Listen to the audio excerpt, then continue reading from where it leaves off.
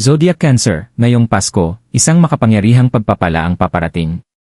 Habang ang espiritu ng Kapaskuhan ay bumabalot sa hangin, ang universo ay nag-aayos, nagdadala ng lakas sa iyong puso at pag-ibig na magbabago ng iyong buhay.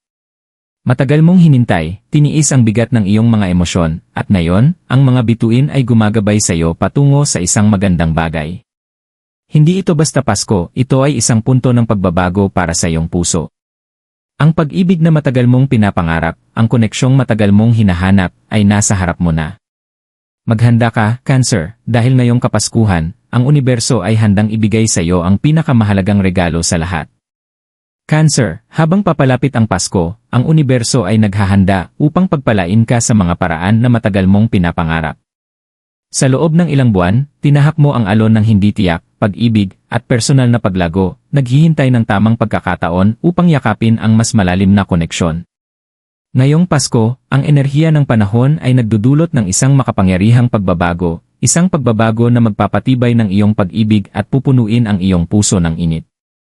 Ang mga bituin ay nagkakasundong magkaisa, at ang mga cosmic na puwersa ay nagsasama upang lumikha ng perpektong sandali para maranasan mo ang pag-ibig na hindi mo pa naranasan. Mapa sa iyong mga relasyon man o sa isang bagong pakiramdam ng self-love, ang Kapaskuhang ito ay may pangako ng pagpapagaling, pagbabago, at muling pagsasama ng mga puso. Ang pagpapala ng Pasko na paparating ay higit pa sa isang masayang espiritu. Ito ay isang turning point, isang mahiwagang pagbabago na magpapatibay ng pag-ibig na itinadhana para sa iyo. Maghanda ka, Cancer, dahil ang pag-ibig ay malapit nang pumasok sa iyong buhay. Ang tahimik na pag-aantabay. Para sa Cancer, ang panahong ito ay puno ng mga sandali ng pagninilay, tahimik na pananabik, at emosyonal na lalim. Palagi kang nakikinig sa iyong puso, nararamdaman ang bawat pagbabago at bawat maliit na galaw sa enerhiya sa paligid mo. Ngunit kamakailan, parang tumigil ang lahat, parang naghihintay ka ng isang bagay na magbabago, isang bagay na magdadala sa iyo ng koneksyon na matagal mong hinahanap. Tiniis mo ang bigat ng iyong mga emosyon, minsan ay natatakot magbukas o magtiwala na ang pag-ibig na matagal mong hinahanap ay tunay na umiiral. Sa panahon ng Kapaskuhan, ang iyong puso ay nagiging mas sensitibo. Ang mga alaala ng nakaraang Pasko ay nananatili sa iyong isipan, pinaalalahanan ka ng pag-ibig na ibinigay mo at pag-ibig na nawala. Ngunit sa katahimikan ng mga pagninilay na ito, may isang bagay na gumagalaw sa kailaliman ng iyong puso. Hindi ka nakalimutan ng universo. Bawat sandali ng paghihintay, bawat luha na iyong pinakawalan, ay naghanda sa iyo para sa regalong nasa iyong abot tanaw na. Ang Pasko ay nagdadala ng isang espesyal na enerhiya, isang enerhiya na mas nararamdaman ng Cancer kaysa sa iba. Ito ay isang panahon ng mga bagong simula, ngunit ito rin ay panahon upang kilalanin ang sakit na iyong tiniis at ang emosyonal na paglago na nagmula rito. Ang iyong puso ay naghintay ng isang tao o isang bagay na magpapakita at magbabago ng lahat. Ang mga tahimik na sandali ng paghihintay para sa pag-ibig ay hindi nasayang. Ang universo ay naghanda ng tamang panahon para tanggapin mo ang itinadhana para sa iyo. Habang ikaw ay nag-iisa, nararamdaman ang malamig na hangin ng taglamig sa paligid mo, malaman mo na ang universo ay hindi tahimik. Binabantayan ka nito, pinaghahanda ka para sa magandang regalong magpapatibay ng iyong pag-ibig at magdadala ng init sa iyong puso. Malapit nang matapos ang panahong ito ng paghihintay, Cancer. Ang sandali ng pagbabago at malalim na koneksyon ay malapit nang dumating. Ang pagliko ng landas. At pagkatapos nangyayari ito. Ang sandali na matagal mong hinintay, kung kailan nagpasya ang universo na dumating na ang tamang oras. Para bang ang mga bituin ay nag-aayos para lamang sa iyo. Nararamdaman mong may pagbabago sa iyong sarili, isang biglaang agos ng enerhiya na hindi mo maipaliwanag, ngunit alam mong may nagbago. Para sa Cancer, ang pagliko ng landas ay palaging dumarating ng tahimik, parang isang bulong mula sa universo. Hindi ito isang malaking kaganapan, kundi isang banayad na pagka-realize, isang tahimik na kaliwanagan na bumabaon sa iyong puso. Maaaring isang saglit na sandali ito, isang hindi inaasahang pag-uusap, isang munting kilos mula sa isang mahal mo, o kahit isang panaginip na nag-uudyok ng isang bagay sa loob mo.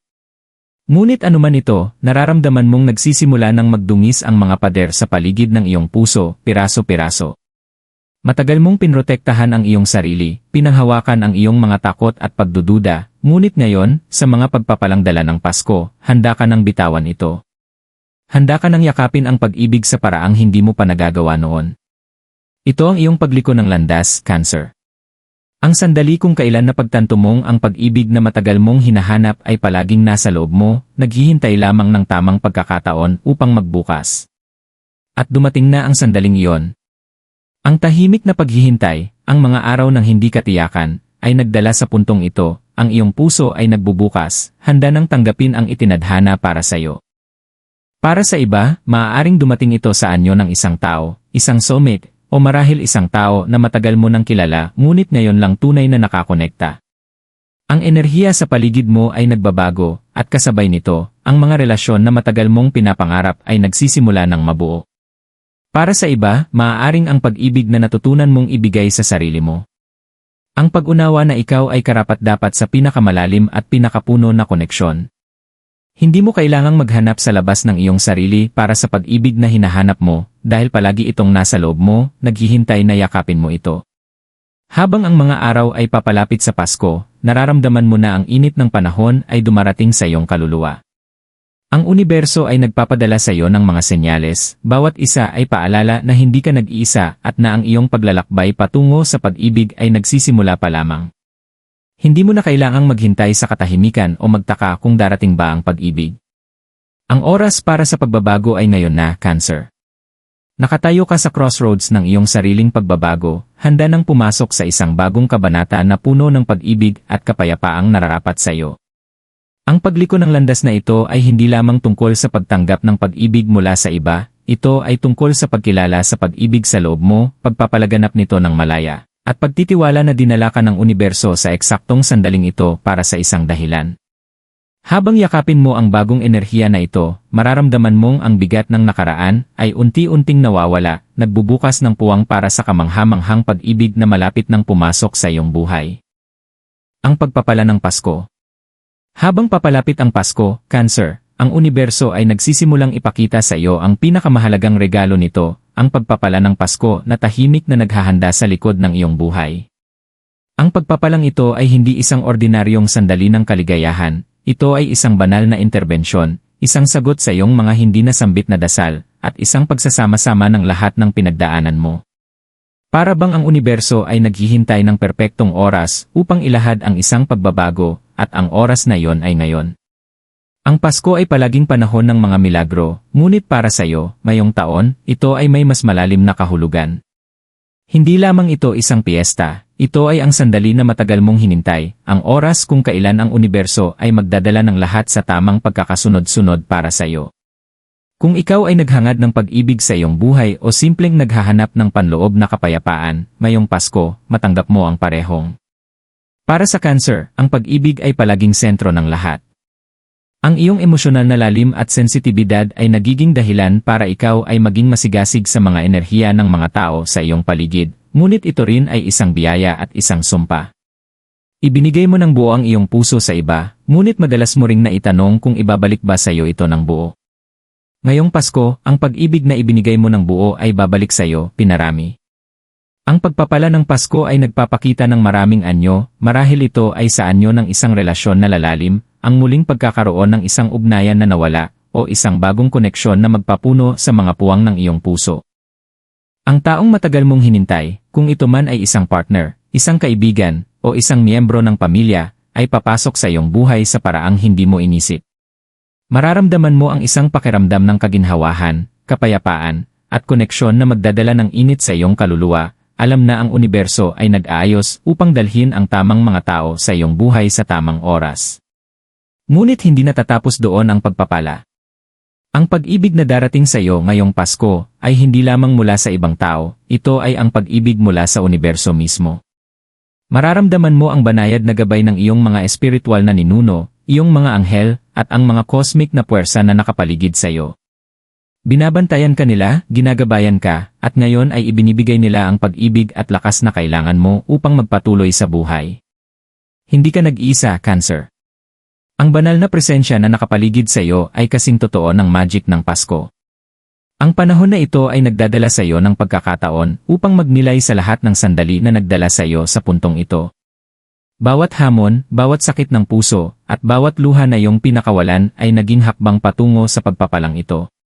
Karapat-dapat ka sa sandaling ito. Mahirap mong pinaghirapan na buksan ang iyong puso, magpagaling, at muling magtiwala. Ngayon, ang universo ay ginugol sa iyo ang pinakamahalagang regalo, ang regalo ng pag-ibig, koneksyon, at emosyonal na katuparan. Ang pagpapala ng Pasko ay hindi lamang magpapagaling ng mga sugat ng nakaraan, kundi maghahanda rin sa iyo para sa isang kinabukasan na puno ng pag-ibig, kaligayahan, at kasaganaan.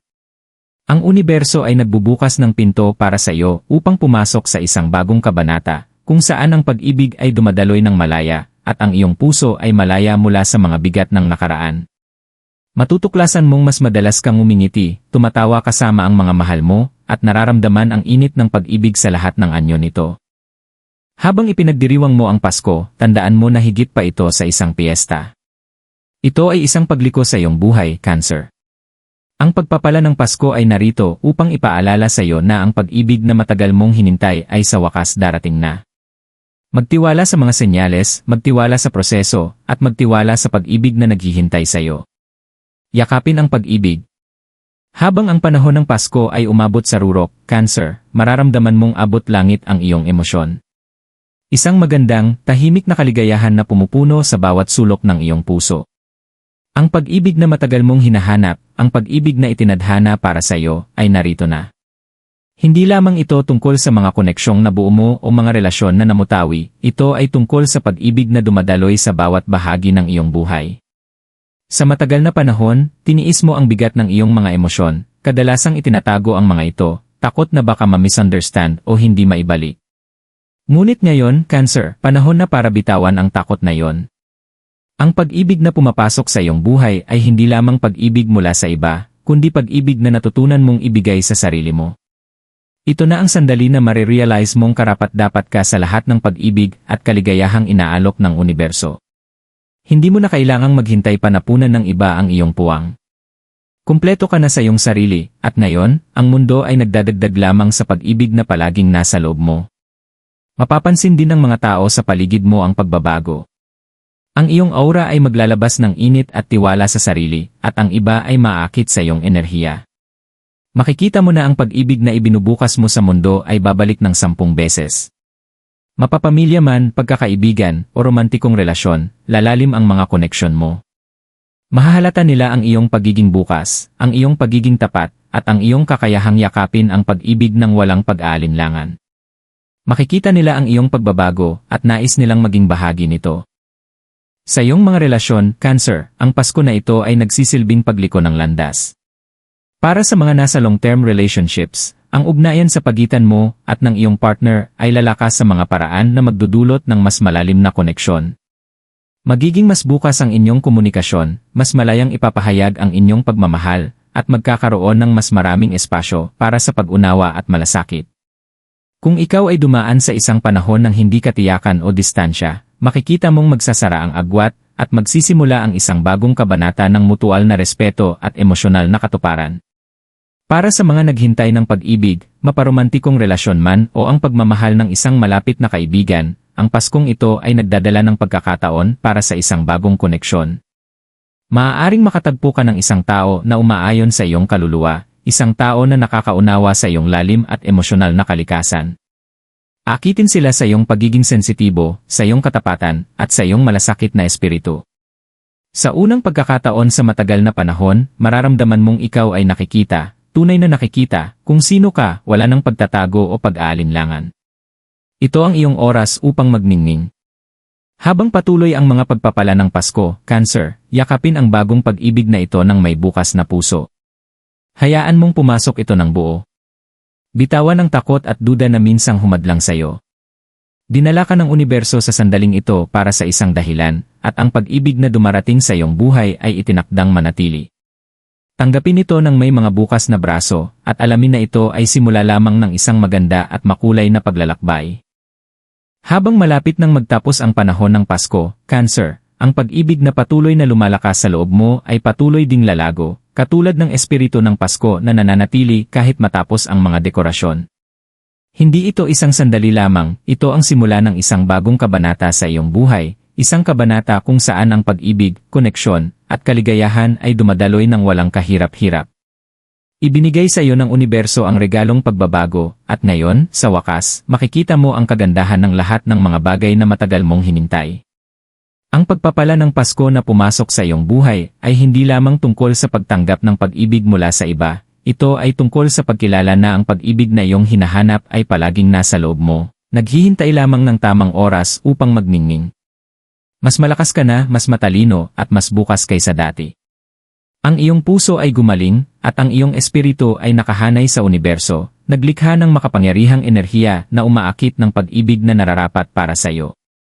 Para sa mga naging bahagi ng iyong paglalakbay, ipinakita ng Pasko na ito sa kanila ang lalim ng iyong emosyon, ang lakas ng iyong espiritu, at ang kapangyarihan ng iyong pag-ibig. Ang mga relasyon na nahirapan ay ngayon ay makakakita ng balanse. Ang mga relasyon na natutulog ay muling magsisilab. At para sa mga naghahanap ng soulmate o malalim na koneksyon, ito na ang iyong senyales na ang pag-ibig na matagal mong inaasam ay handa nang pumasok sa iyong buhay. Cancer, ang Pasko na ito ay hindi lamang panahon upang ipagdiwang ang Kapaskuhan, ito ay isang pagdiriwang ng ikaw. Isang pagdiriwang ng pag-ibig na iyong ibinigay, ng pag-ibig na natutunan mong tanggapin, at ng kamanghamanghang tao na iyong naging. Ang universo ay gumana pabor sa iyo, ginagabayan ka patungo sa magandang sandali ng pagbabago. Habang ikaw ay sumusulong sa bagong taon, alamin na ang pag-ibig na nagsimula sa Pasko na ito ay patuloy na lalago at maggagabay sa iyo patungo sa isang hinaharap na puno ng kaligayahan, kapayapaan, at emosyonal na katuparan.